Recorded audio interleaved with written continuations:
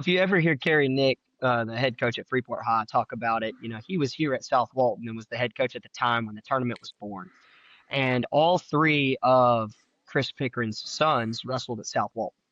And at the time, wrestling wasn't that big in the area, and they wanted to put something together that was going to draw in teams. They wanted to be able to help the community, hotel wise, and these restaurants in the area, and just build on something that we could have that was just that South Walton was known for.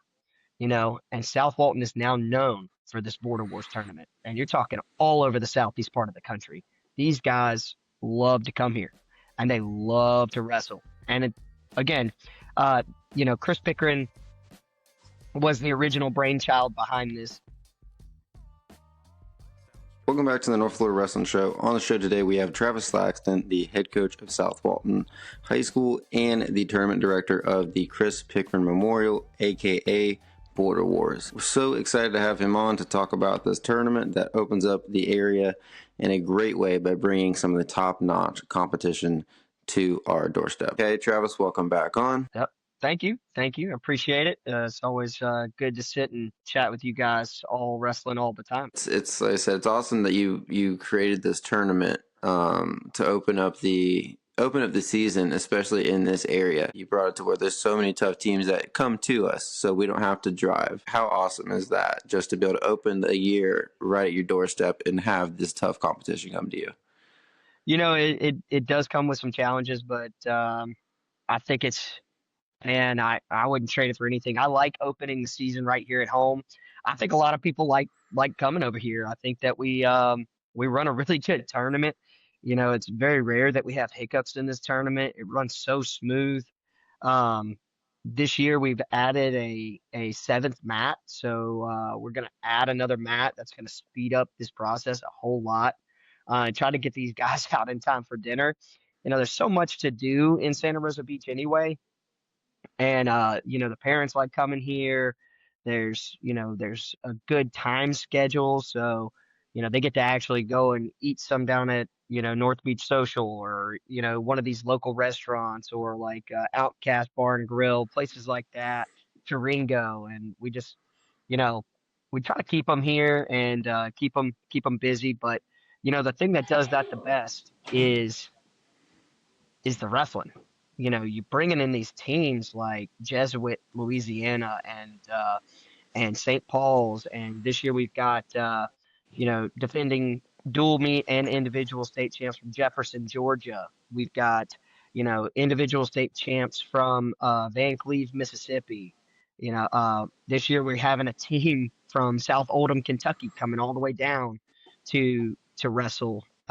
We've got Saudi Daisy coming back next year. They've already had a prior commitment, but they're going to be coming back to us next year. So, we've expanded from 3 or 4 states to now we're up to 5, 6 states. And just bringing everybody to this little corner of Florida is honestly, it's been a dream of Chris Pickren's, but we took it and he helped me build it and we blew it up.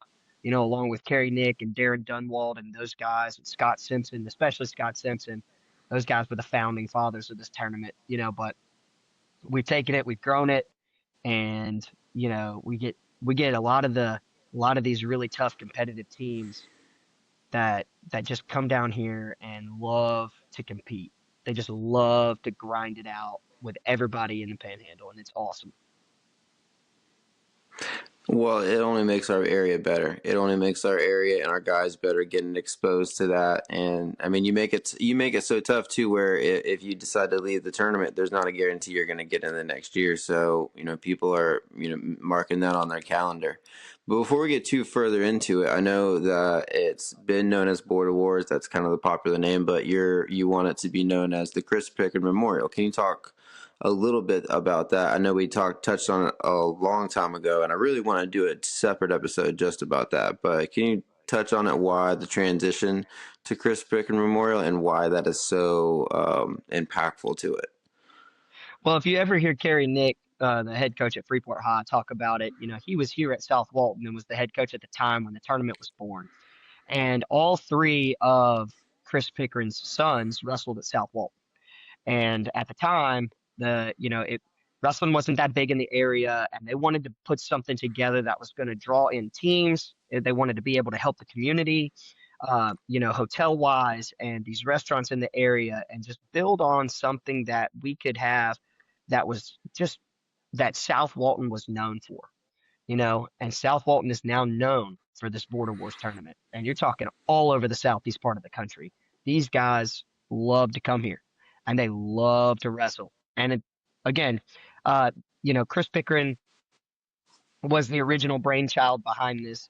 And he started with these teams and making connections out of Louisiana and bringing these kids like Woodward Academy from Woodward Academy and Jeff Reagan was the coach. He's now at Lemon Bay. He was up there at the time, and they came in. They got Lake Highland Prep here in the first beginning of the years.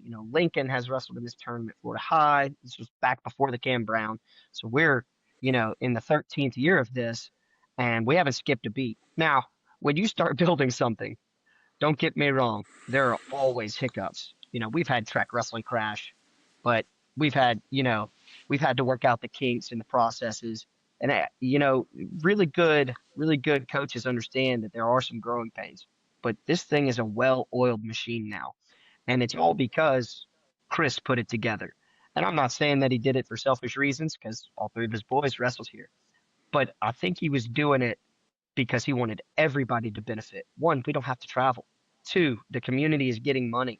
TDC has donated shirts to our tournament before.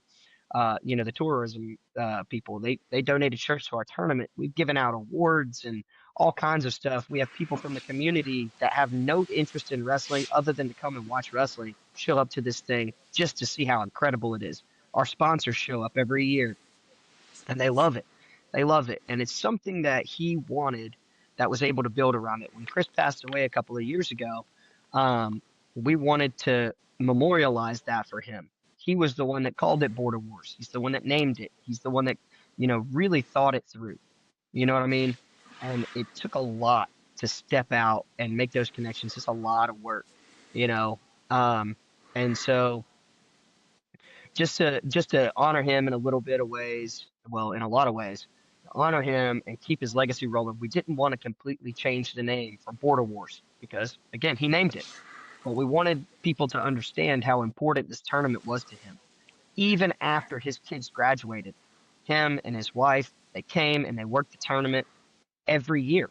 So it was something that made him proud, something that made the community proud. And anybody who knew wrestling in the area knew that this was his baby. And so we just wanted to keep that going for him and make sure that people understood the backstory behind it. I like it. You guys call it Chris Pickren's Border Wars. That's pretty much what it is. It is his Border Wars, man, and I'm just happy that we could keep it up and running and you know give a little bit back to as much as he gave to this program, and not just him, his family. As much as they gave to this program, man, we're just excited that we can, in some small way, give a little bit back. Well, I know one thing that people are excited about is that you guys have added a girls division this year. Yeah. Yes, so you know, maybe one day in the future we'll be able to, get, some bigger facilities. But as of right now, we've got um, the girls division added. We had to drop back a little bit on our JV, which was what we tried out last year.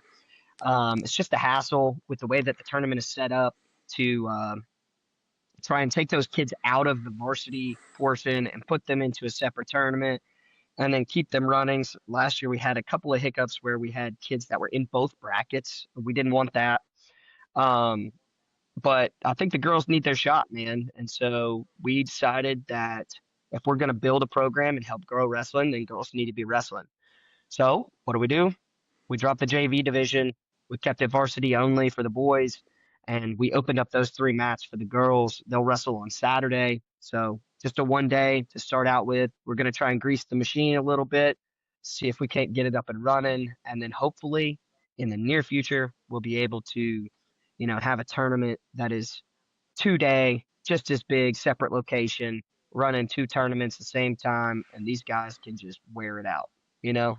guys and girls, I should say. But we're trying to give them their I due. I mean, think they deserve it. Fastest growing sport dude, in the that world, man.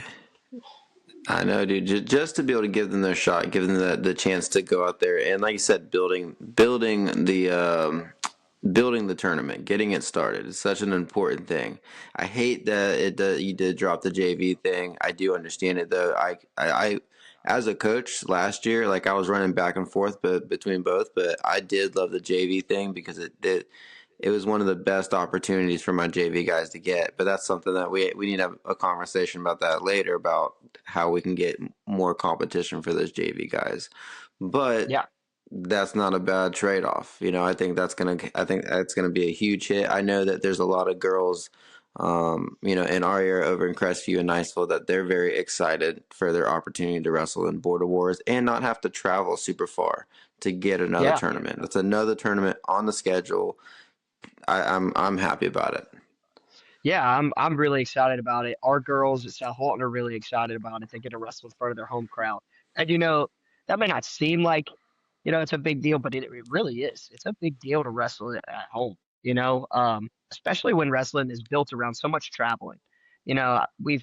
I think we as a collective sport have gotten away from dual meets, which is a shame because I think dual meets are so much fun. It teaches team camaraderie Oh in what man, is dude, we disguised as an individual sport. But I would love to see more of those. We've actually incorporated 4 duels in our own schedule this year, so we tapered back on tournaments. I think we're gonna start leaning more toward dual meets again, and we'll never give up our tournament. But I do think that in itself, just the shift to try and get these kids mat time, mat time, mat time, mat time. We've gotten away from the duel and the team camaraderie about it, and it. So for these guys to host a tournament at home, wrestle at home in front of their friends and family, it means a ton. And these girls, my girls, they're excited. They're excited about it. Well, and I mean, going back to the dual thing, and this not to tangent at all because this is a whole other conversation, but like that's how you get a community around it. It's so hard to convince a community to go and travel to a tournament. Like you're not lucky because you guys put the work in, but your community can kind of come and watch that, and you put a big eye on it, trying to get the people out at a good time. So where it's like they Yeah. can go and watch the finals of Border Wars at 5 or 6 o'clock, and then go and be home by 7. But outside of that, if you don't have those duels, how are you going to get the community out there and invest? Like if you do, especially if you only do one, you do like one home, and then if they miss it, it's like, oh well, good luck next year, right? Right. But I think, Right. especially now that there's boys and girls, there should be no reason that a school shouldn't have a home wrestling match every single week. Like you could alternate it. I got other ideas too. I think every district duel should be it should not cost anything, no points.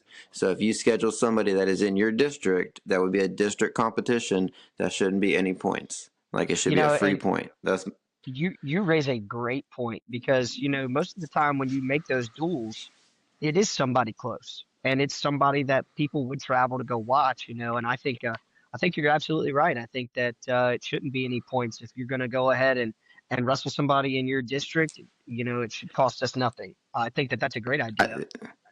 I, I think, and take a step further, have that be the way to qualify for the regional tournament. Like if you instead of running a whole district tournament, like it's nice, it's cool and everything, but prioritize the duels. The top 4 teams in your district move on to the regional, or however. It's just ideas. Someone needs to put me in charge. That's all I know. But Yeah, I wouldn't but take that headache for anything.